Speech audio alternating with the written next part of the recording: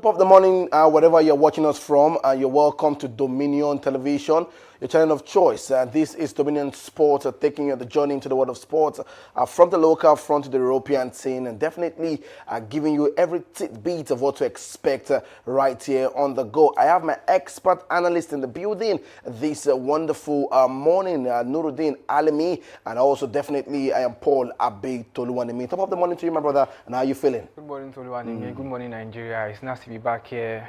We had a series of events yesterday. The match 7 of the Champions League just got completed. We had lots to talk about. The Australian Open is still going on there in Australia. We have talks from different scenes in around the sport. So it's nice to be back here. All right, it's definitely nice to be back here, and definitely this morning we'll be giving you updates from the world of basketball. The UFC Adesanya in the news this morning. Definitely still updating you more on the Australian Open right here on the go. We have loads and loads of local stories packed up for you this wonderful morning, and we'll be starting off from the local front, where the Athletic Federation of Nigeria are sought to calm growing concerns within the athletic community over information that the athlete would be required to pay 15,000 naira for registration on newly adopted roster athletics platform. That's the update we got this morning, and we got that concerns emerge after that athletes and also stakeholders encounter the payment option while registering on the digital platform, which the Federation recently introduced to manage the athletic data and competitions entries nationwide. We're going to take more on these stories, but let me just ask you, when you got the news, in the early hours of this morning, for you, how did you perceive that information? Paying 15,000 naira. We know the situations of Nigeria's system. You pay, you don't get the reward for your payment, you don't get the reward for your service. But yeah, the Federation is saying this is not what we are looking forward to. This is not the news. 15,000 naira is not the main concern. The money is not even 15. We're going to still drop it down, to a certain amount of money. I was shocked, and for the Federation to not be certain about information before passing it out, because for every element of rumor, there's a truth in it. So seems someone has gone through the back channel to peddle lies and all on correct information to the intending athletes going for the competition. So we'll see how they sort out their house and come out with the proper communication down to the athletes and to the Federation. But it's so sad at this stage of competition, or at this stage of the world right now, where you see having problem with database and information dissemination. So it's sad with the way, and it's evident in the way we handle a lot of our federation in Nigeria. This is just the athletes. During the AFCON, we had issue with the NFF and the football players not getting their pays and their dues. Now it's the Athletic Federation in preparation for upcoming competitions. It's still the same way, and we need to seriously move on in this country. All right, more stories still coming up. The AFN president, Tanbuko Okoa, said that the Federation had not approved any registration fee and stressed that the athlete would not be made to pay 15,000 naira. He explained that the amount being circulated originated from the rosters athletics and also remains subject to negotiations and board approval. And he is saying that the matter has been tabled before the board and is still under deliberation. We have not fixed the price and will definitely not be 15,000 naira. And he's saying that what we need to do, one of the major reasons why we are doing this, is that the platform wants to deploy across all AFN champions and also extend the state associations, clubs, and Rose Raids organizers. And he's saying that the Federation also announced a compulsory lifetime athlete licensing system with annual renewals aimed at aligning Nigerian athletics with international standards while restoring confidence, transparency, and accountability across the sport. Like I said earlier, they need to work on the information dissemination. It's been wrong. They got it wrong. The players, the athletes raised the alarm. That was why we got the news about it right now from the press. So I'm not shocked. It's still the way we do things in Nigeria. We're supposed to do better in the way we disseminate information. And this new way of doing things, first off, we need to fix our database. Even the whole Federation, apart from the sports and athletes, we don't have a proper database in Nigeria. It's something that is evident in our system. And they need to work on that. Go through all the checks and balances, cross the T's and the I's. So get what you want to do. Don't dilly-dally around. The competition you are trying to get these players for is around the corner. So fix it, and if any amount you want to table for registration or for the athletic investment and all they want to include. They should fix it and let's move on from it and face the serious issues and get these players in camp. All right, let's move away from that. We hope that such situations, will be resolved so that we can have, a proper preparation for tournament. Because that's one of the problems we are. We are still tackling fees, which players even registration, database. I understand that side. Definitely, we'll be giving you more update, on that scene when it comes to the AFN. Let's move away from that. Let's talk about the Niger Delta Games happening right there in Edo. 3,000 athletes, officially have registered for the games right there in Edo State. The event was slated for February 28th to 27th. The event will feature 17 sports, including football and cultural night. Is being sponsored by the Niger Delta Development Commission. The chairman of Dunamis Icons Limited, organizer of Niger Delta Games, Atiku Akpaku, also disclosed that during this interactive session with journalists right there, he said the participating athletes must not exceed 20 years of age and must be indigenous with proof of local government origin of participating states, while nothing, that grassroots is at local government level. And he pointed out that the states are not doing enough to elevate sport development, adding that low budgetary provisions for sport by state were far below what is required to uplift sport development. We must go back to school sport to discover more young talents for the country. Do you agree with this? And also looking at the development coming through from Niger Delta. I like the point you raised, the last point you raised about going back to schools, secondary schools to raise talents. We know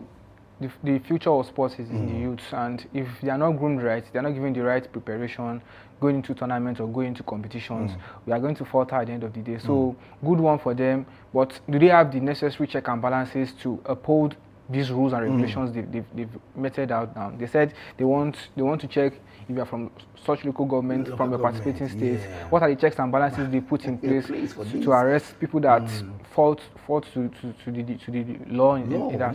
And behind this, because it's very important for the age and for 20, very good.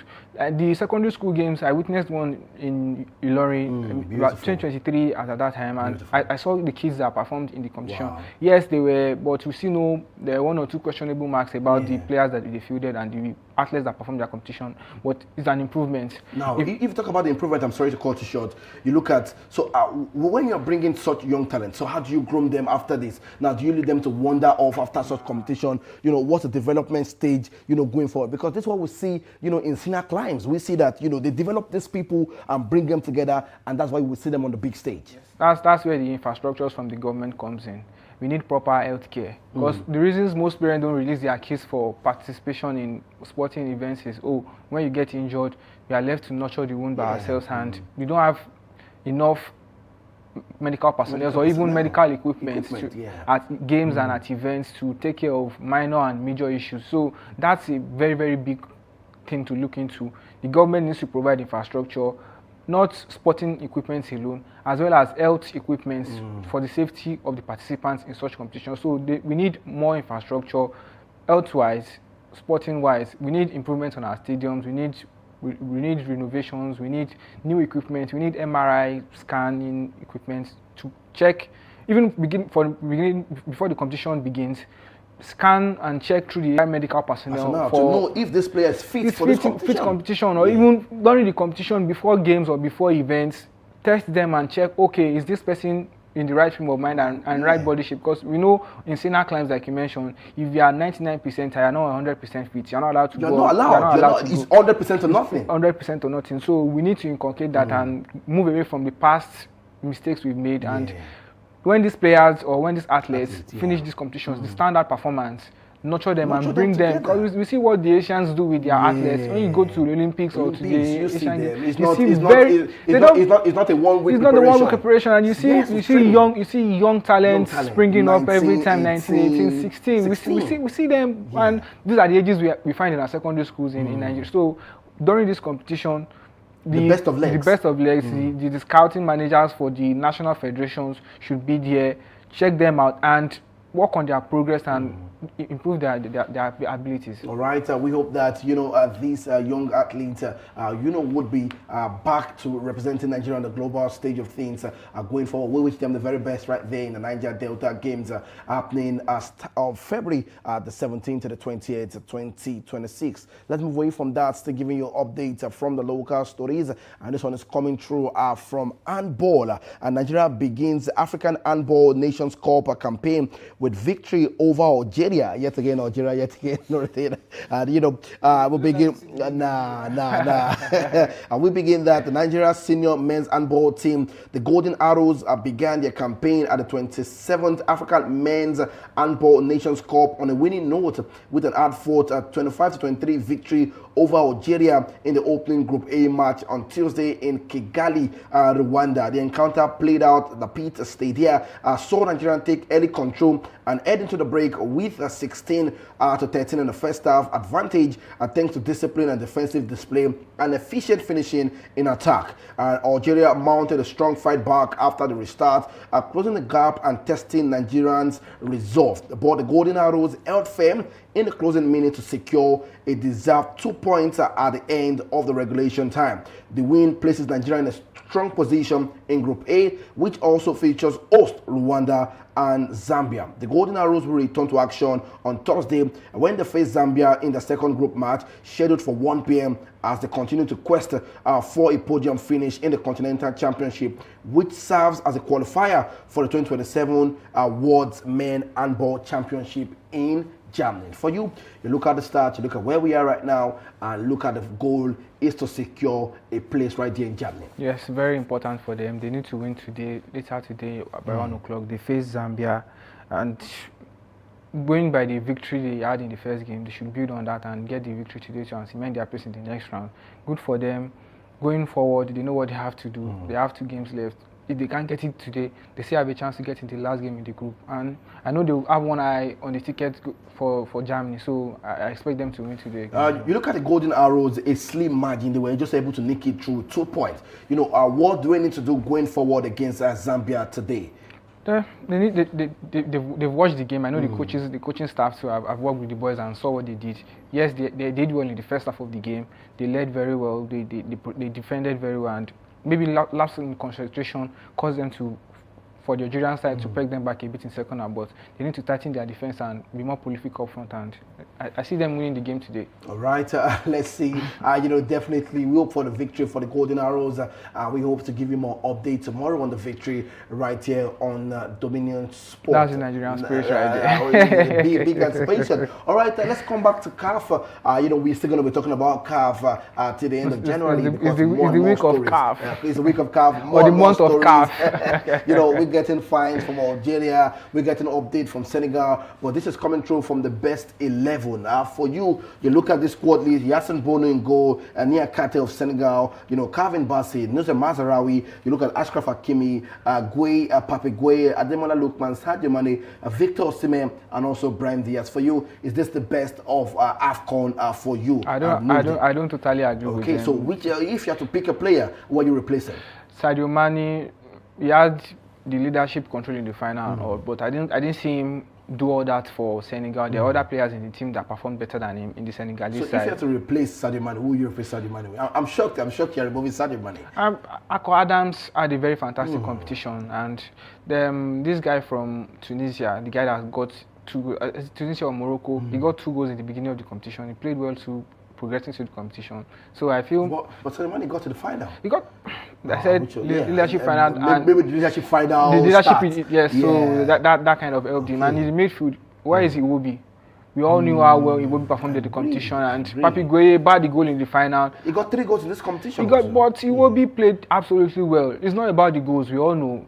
It's about the performance of the team. If Iwobi had someone in the semi-finals, maybe that's another question. Yeah. But I think Iwobi played well in this competition. I agree with Osimhen and Diaz, yes, the 2 leading goal scorers. Lookman had a fantastic competition. Gueye was strong out of the midfield for Senegal. I agree with Mazraoui too. He had a decent competition. Bassi as well, yes. But I would have, if I was going to pick anybody, I would have replaced, Bruno Oyemaechi to pick that position. But I saw the fantastic work rate from Mazraoui in the final. And I don't agree with Hakimi as well. I didn't see him in this competition. It was more of the antics and the negative things, and maybe the stories, CAF awards and all Yeah. that pushed him into this competition. He didn't start the competition to start with, so that's another thing.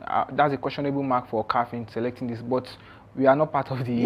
We're not part of the the body. The body. So I feel the Senegalese right back, I think, deserve more space or more a spot in this than Hakimi. But I agree with the center defense and Bunu. Yes, he had a good competition. He saved a penalty. I said penalties in semi-finals against Nigeria. Nwabali did too, but he fell short of at the end of the day. So apart from those 2 or 3 players, I think were not mentioned in the team, but we all can't select the same 11. We all saw football from different angles. So that makes it beautiful at the end of the day. At the end of the day, all right. For you, looking at the best XI for CAF, do you think you have another replacement? And if yes, why not drop it in the comment section? Let's see what you think about the best XI for CAF. And definitely, we'll be reading out your comments on the show tomorrow. All right, let's move away from that. Let's talk about Semi Ajayi, the All-City defender, has been ruled out for 2 months after sustaining an hamstring injury during Nigeria's 3rd place match at the African Cup of Nations. The 31-year-old limped out in added time of the Super Eagles' victory over the Pharaohs of Egypt on Sunday, and scan results have since confirmed the damage to his hamstring. The injury is expected to sideline Ajayi for 7 weeks, dealing with another major blow to the championship promotion chasers who have already lost Bamomi and Dako to a long-term injury in recent weeks. For you, another good one for our Nigeria player. Not a good one for Nigerian player. Also for his club. For his club. Most importantly for his club, because for Nigeria right now, we don't need the services for now. He was an excellent representative of the Super Eagles and the country at large at the AFCON, just completed the AFCON. Good for him. He won the bronze medal with the team. Steady performance with Calvin Bassey. But for All City, that's a very sad news for them, and for their challenge to get back into the top tier of Premier League. This is one man they want to see back. Every other football club are celebrating having the African stars back in their side. But for them, you have an injury? That's not the way to start the year for them. All right, we hope for quick recovery for Semi Ajayi. 7 weeks out without football, and definitely he will definitely bounce back and enjoy football yet again. Let's talk about the Night of Champions, where men's are always separating from boys. It's big action right there, and these are the results for yesterday's game. Galatasaray against Atletico Madrid ended 1-1. Karabag against Frankfurt, the game ended 3-2. Chelsea against Pavos and Hartford battle. Chelsea nicked it. Moise Caicedo getting a goal for Chelsea. 1-0. Juventus against Athletic Club. The game ended 2-0 in favor of the old ladies of Turin, Juventus. And also let me inform you, Atlanta against Athletic Club. Away from home, Athletic Club picking up the victory 3-2. Slavia Prague proved a little bit difficult for FC Barcelona. But trust me, experience would definitely play out, and Barcelona edged out 4-2. Liverpool defeating Marseille. We said that yesterday. Consistency is the key problem for the Zebi and Marseille. The game ended in victory for the away side, and Slaughter boys are picking up the victory. Dominic Szoboszlai in goal, and also the man Gakpo also getting a goal and an own goal from Marseille. Newcastle are always showing dominance when it comes to European football, and I hope that they can push through when it comes to the round of 16 and qualification stage. And also let me inform you that Bayern Munich picked up the victory against Royal Union St. Galois. The game ended 2-0 for Bayern Munich. Let me ask you, Nuruddin, your expertise yesterday proved another big test again, and these are the results for you. Were you surprised, to see some games not pan out the way you expected? By the Chelsea game, I expected more goals from the game, and the Galatasaray Athletic game, yes, it was going to be close. Those 2 games are the only miss for me yesterday, and aside from that, every game went in accordance with what you wanted. Yes, all right. Yes. Definitely, nobody's yet to win our money on the show. So sad. Come on, what's happening? We're trying to make you win something on the show. You're not making it. Just get three of these predictions right, and stand a chance to win something. And let's look at the table quickly and let's see the teams who already picked up qualification. Right there, let's talk about the Gunners quickly. Very good for the English side right now. They have 5 teams in the top 8. points, and that's very good for them. Only City, who failed to win, are out of the top 8. They dropped already. They dropped to 11, and they still have the chance to qualify in the next round of games. They have one more game next week. We'll see how that pans out for them. Arsenal, with the all-important victory against Inter Milan, they have 7 wins from 7 games now, 21 points, and they've cemented their place in the next round automatically. Bayern Munich as well, they've lost to only Arsenal in this competition. They have 18 points, 6 victories. They've cemented their place as well. Real Madrid have 15 points.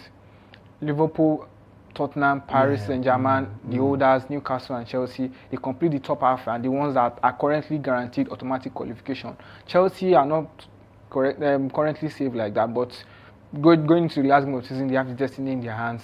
Barcelona, Sporting, City, Atleti, they are all Atlanta, in the knockout phase. They are all in the knockout phase up until Olympiacos this time. So for the last round of games next week, it's quite important for some teams. Very, very important. As well as in the bottom half too. Bottom half also, some teams might most Kairat likely... Almaty's journey has been cut short. Ended already? It's ended already. Ended already. Frankfurt, Slavia Prague. There's no changes from the bottom 4. Okay. But for the teams ahead of them, Ajax, Union Saint-Galois, Pavos, Benfica, Bodo Glimt, they still have a chance if they can get the victory. It's a must-win for either of them to guarantee at least a space in the top 24 that will play in the next round. So we still expect to see lots of action this week. More actions and drama. I'm so ready for that. Let's talk about Arsenal quickly, and you look at their form in the European competition this season. Arsenal are eating good. They are eating it good this season. It shows how strong of a side they are. They are top of, yesterday we talked about them being top of the Premier League table, top of the Champions League table, in contention for the Carabao Cup. They are leading Chelsea in the first leg and 3-2. They're going back to the Emirates for the second leg for that one. They will take their chances again. They are still in the FA Cup, so they are still in the chance for 4 competitions this season. Very, very good for them, and they continue their dominance in Europe this season. Okay, and let's see how Arsenal will continue, their big dominance in Europe this season, going into the round of 16. I'll be giving you more updates on that on the show. Let's move away from that, and it's all about talking sport right here on Dominion Television. Let me inform you that you can join us. Why not click the like button? Why not click the share button and also share to somebody? Let somebody know we are live, and also you can drop your 2 cents on the conversations we are having right here at this wonderful morning. Let's talk about UFC. Well, Israel Adesanya enters match bout as underdog in his career fight. Before I give the update for you, let me ask you, how long have you been following Israel's fight? And it's been a while. We saw him claim dominance when it comes to the UFC.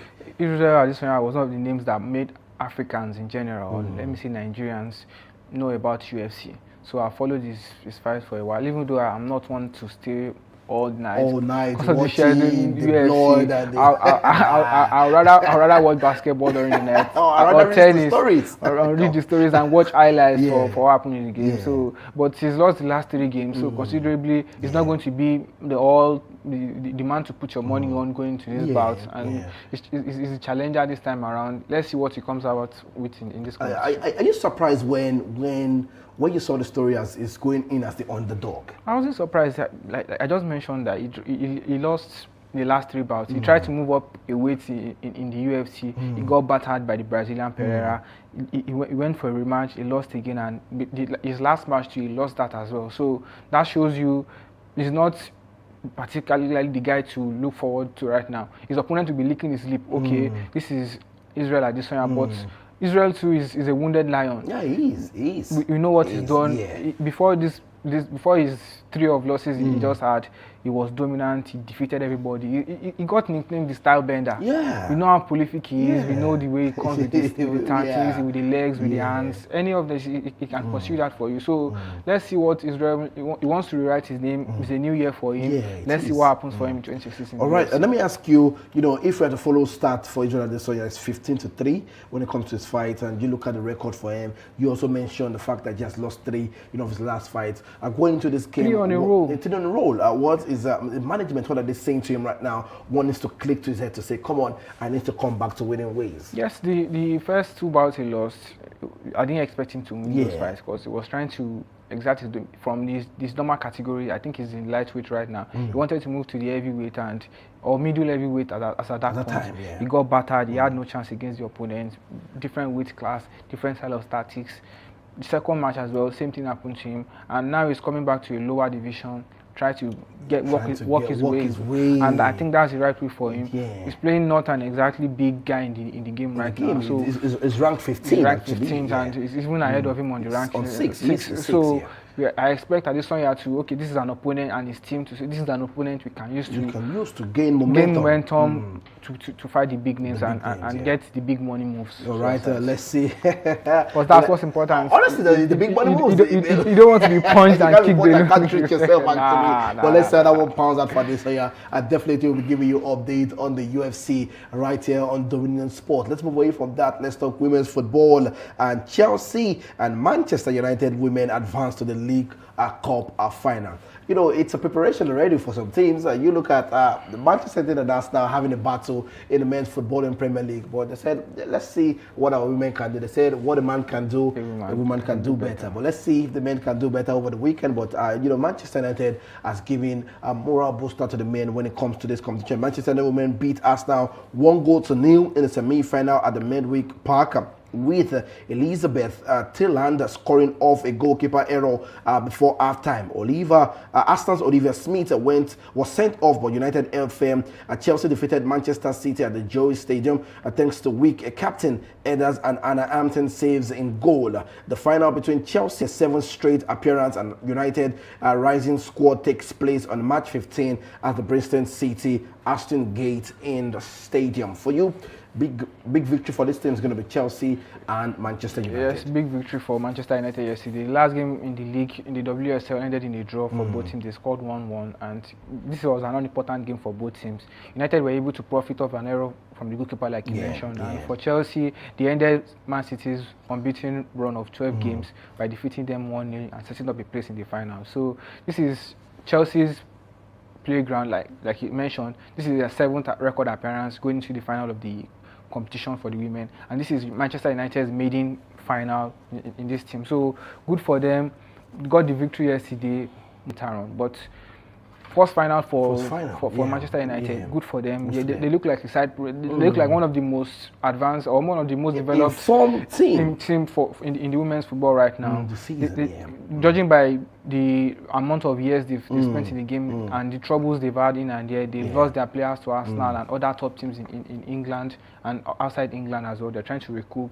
They lost their manager too in the offseason. They brought in a new manager, and they're still challenging for the WSL this season. So good for them, and let's see what happens in the final. All right, let's see what happens in the final between Manchester United and Chelsea. And let's give an update quickly because of our time. We must take the Australian Open stories. And let me inform you that Jack Grealish will be out for 3 months with stress fracture on his toe. That's the update we are getting. A very big move for him. Big. He's hunting for a space in the England squad, and definitely this is going to hamper that.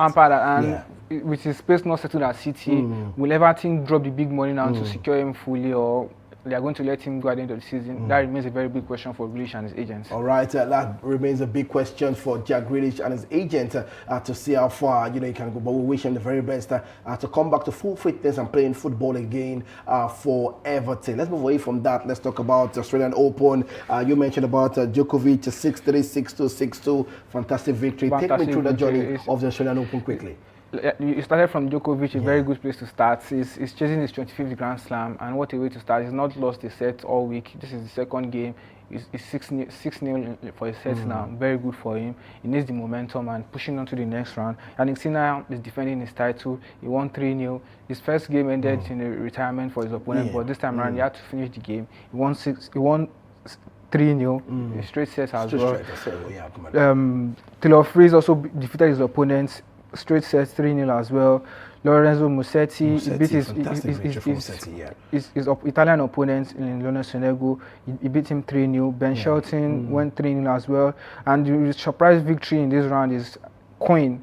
He defeated Okaz. This is the second top opponent he's defeating in this current Australian Open. He beat Italian Grigspor in the first round. Now he's beating Okaz now. So it's one to watch out for. Marin Cilic beat David Shapovalov 3-0 straight sets as well, and more and more the competition is getting more intense to the business end, and we're getting the business end actually. I've seen the big guns coming out. So for the WTA, Malisikis coaches are joining defenses against by winning 2-0.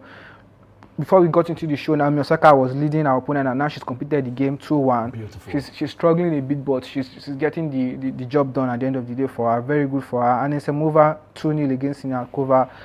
Wang Qin of China 2-1 over Preston from Australia. Good for them, and there are a lot of Karolina Pliskova too. She won her game. Paula Badosa is out of the competition. She lost to Selekemet Teva. Teva, yes. Yeah, so those are the updates we have for you from the Australian Open. Lots of games are scheduled for tomorrow. Carlos Alcaraz is continuing his chase for the career Grand Slam, like I keep mentioning. That is what is on his mind right now. This is the only elusive Grand Slam for him in this corner, and he wants to cement that and cement his place in victory. All right. Let's look forward to that and what happens over the night and tomorrow morning before we come for the show. All right. I like over the night business. I don't know, it happens in the world of basketball and also at the world of the Australian Open. So definitely those are the sports I'd rather wake up to watch. All right, not the UFC. Not the UFC. Okay.